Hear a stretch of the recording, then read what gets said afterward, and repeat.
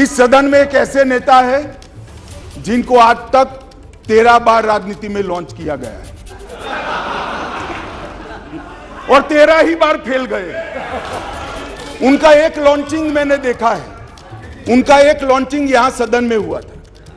एक गरीब मां कलावती या ऐसा कुछ नाम, कलावती, बुंदेलखंड की बहन कलावती, उसके घर वो नेता भोजन करने गए और यहीं पीछे बैठकर गरीबी का बड़ा दारुण वर्णन, द्रवित हो जाए ऐसा वर्णन कर दिया। ठीक है भाई, अच्छा किया, आप इतने बड़े व्यक्ति होकर गरीब कलावती के घर पर भोजन पर गए, उसका भोजन कर लिया और इसकी वेदना को यहां वाचा दे दी।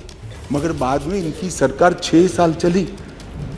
मैं पूछना चाहता हूं वो कलावती का क्या करा? वो कलावती को घर, बिजली, गैस, शौचालय, अनाज, स्वास्थ्य, ये सब देने का काम नरेंद्र मोदी ने किया।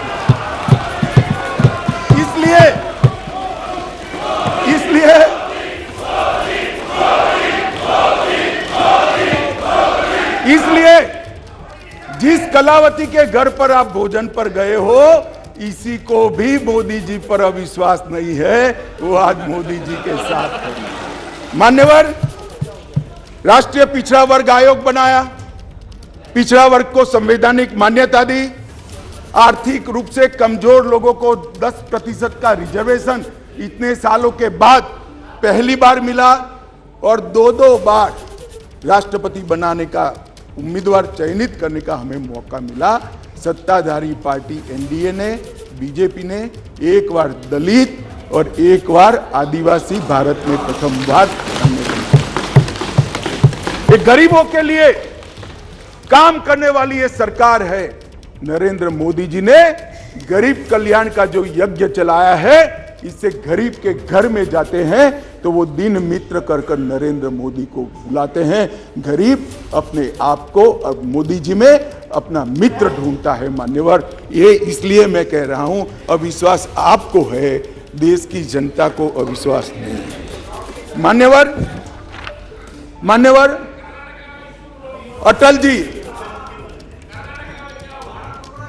अटल जी इस देश को 11वीं अर्थव्यवस्था छोड़कर गए।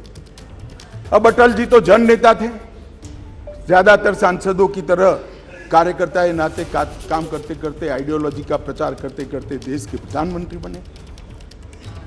6 साल तक चलाया, 6 साल में 15वें नंबर से 11वें नंबर पर लाए, फिर एक अर्थशास्त्री प्रधानमंत्री बने, यूपीए की सरकार आई। मैं उनका धन्यवाद करना चाहता हूं कि 11वें नंबर से 12वें नंबर पर नहीं ले गए, उन्होंने 11वां नंबर संभाल कर। और फिर नरेंद्र मोदी जी आए। ढेर सारे पंडित कहते थे मोदी जी देश का अर्थतंत्र कैसे संभालेंगे, मनमोहन सिंह चौपट कर गए हैं, सारे ग्राफ उल्टे हैं, सारे पैरामीटर्स आउट ऑफ कंट्रोल हैं। मगर गरीबों के घर से जन्मा हुआ ये आदमी, संघर्ष कर राजनीति में आया हुआ आदमी, सरपंच का चुनाव लड़े बगैर सफल मुख्यमंत्री बनने वाला ये आदमी नरेंद्र मोदी, इसने 9 साल में देश के अर्थतंत्र को 11वें से 5वें नंबर पर पहुंचाने का काम। और मान्यवर मुझे भरोसा है, मान्यवर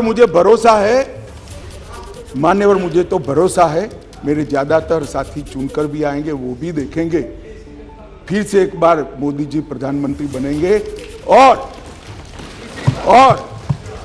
देखते देखते 2027 तक देश दुनिया का 3रा नंबर का अर्थतंत्र हमारा देश। मान्यवर, अरे मैं नहीं कहता, आईएमएफ भी कहता है, सारे सर्वेक्षण वाले विश्व भर के कहते हैं कि डार्क जोन में ब्राइट स्पॉट अगर कोई है, ब्राउन स्पॉट कोई है, तो भारत का अर्थतंत्र है। ना अभी नहीं कह सकते, बैठ जाओ, नियम आपको मालूम होना चाहिए, नियम पढ़ लीजिए, अभी नहीं कर सकते। अरे भाई, आपकी पार्टी ने आपका नंबर ही बोलने में नहीं लिखा है, क्या खड़े हो कर बोलते हो? आप लीडर ऑपोजिशन हो ना, आप चर्चा शुरू करते हो ना, बोलने देते हैं आपको। अब मेरे भाषण में क्यों बोल रहे हो आप? आपको बोलने नहीं देते आपके पार्टी वाले। बैठ जाओ। मान्यवर,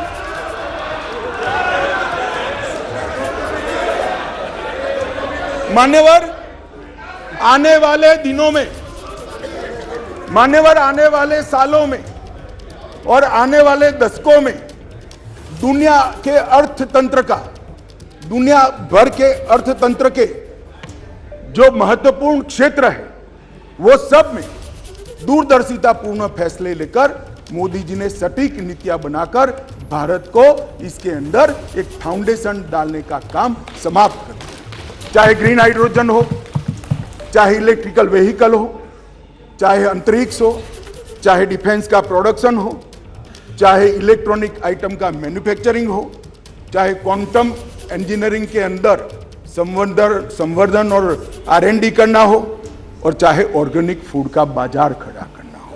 ये सात के सात क्षेत्र जो इमर्जिंग क्षेत्र दुनिया के अर्थतंत्र में माने जाते हैं, वो सातों क्षेत्र में मान्यवर मोदी जी ने ऐसा फाउंडेशन डाला है कि आने वाले 5 ही साल में भारत दुनिया के अर्थतंत्र में एक प्रमुख शक्ति बनकर उभरेगा, इसका मुझे विश्वास है। मान्यवर, इंफ्रास्ट्रक्चर की गति शक्ति के तहत सिर्फ 2024-25 तक 2 लाख किलोमीटर राष्ट्रीय राजमार्ग हम समाप्त कर देंगे। 2020-21 में 37 किलोमीटर प्रतिदिन बनाए, 148 हवाई अड्डे बने हैं। मोदी जी के आने के पहले 74 थे, अब 148 हो गए। Vande Bharat semi high speed train शुरू हो चुकी है। 99,000 करोड़ की सागरमाला परियोजना जो इंफ्रास्ट्रक्चर का बहुत बड़ा दूरगामी कदम है, वो पूरा हो चुका है। कार्गो हैंडलिंग की क्षमता देश की 79% बढ़ी है, अगले साल तक 2 गुना हो जाएगी। और 27 ट्रेनों में मेट्रो उपलब्ध कराई है, और भारत नेट 6.20 लाख किलोमीटर फैला दिया है। लाखों गांवों तक भारत नेट को पहुंचाने का काम। मान्यवर, इंटरनेट कनेक्शन में दुनिया में सबसे ज्यादा वृद्धि भारत ने दर्ज करी है, 231% की वृद्धि। और पूर्वोत्तर के लिए भी ढेर सारे एयरपोर्ट बनाने का काम नरेंद्र मोदी सरकार ने किया है। मान्यवर, स्वास्थ्य के बजट में भी 139% की वृद्धि नरेंद्र मोदी सरकार ने करी है। पिछले 8 वर्षों में 4,85,000 करोड़ रुपया खर्च किया गया। MBBS की सीटों में 93% वृद्धि और PJ की सीटों में 100% वृद्धि कर डॉक्टर की संख्या को दुगना करने का काम नरेंद्र मोदी सरकार ने किया है। मान्यवर, इतना ही नहीं, ढेर सारे विषय मेरे साथियों ने बहुत बताया। मुझे अभी मणिपुर पर भी बात करनी है। मान्यवर, नरेंद्र मोदी जी ने समग्र विश्व के अंदर नरेंद्र मोदी जी ने भारत का सम्मान बढ़ाने का काम किया है। मान्यवर, क्लाइमेट चेंज हो या टेररिज्म, ग्लोबल नैरेटिव सेट करने का काम आज अगर कोई एक देश कर रहा है तो हमारा महान भारत कर रहा है। मान्यवर, G20 का नेतृत्व जब हमें मिला, बहुत सारे देशों को मिला, एक ही शहर में कार्यक्रम करे। आज G20 के कार्यक्रम 55 स्थानों पर कर पूरे विश्व को भारत की संस्कृति से परिचित कराने का काम नरेंद्र मोदी जी ने किया है। और साहब, इन लोगों को पसंद नहीं आता, इसलिए अविश्वास विश्व भर में एक ही ऐसा नेता है जिसको 14 राष्ट्रों का सर्वोच्च सम्मान मिला है। मैं फिर से, वैसे तो व्यक्तिगत सम्मान मिला है, मगर महान सदन में कहना चाहता हूं, मोदी जी और भारतीय जनता पार्टी की भावना है, ये 14 राष्ट्रों ने जो सर्वोच्च सम्मान दिया है, ये देश की 130 करोड़ की जनता का सम्मान, भारत का सम्मान जो नरेंद्र मोदी जी को मिला है। इसलिए आपको भले अविश्वास हो, देश की जनता को अविश्वास नहीं। मान्यवर, इस चुनाव में पता चल जाएगा दादा, इस चुनाव के काउंटिंग में पता हो चल जाएगा, और फोन करना मुझे।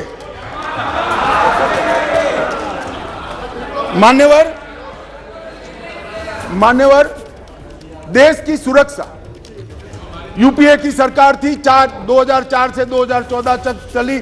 आए दिन आतंकवादी घुस जाते थे, आलिया मालिया जमालिया घुसते थे और जवानों के सर काट कर ले जाते थे। और इस सदन के अंदर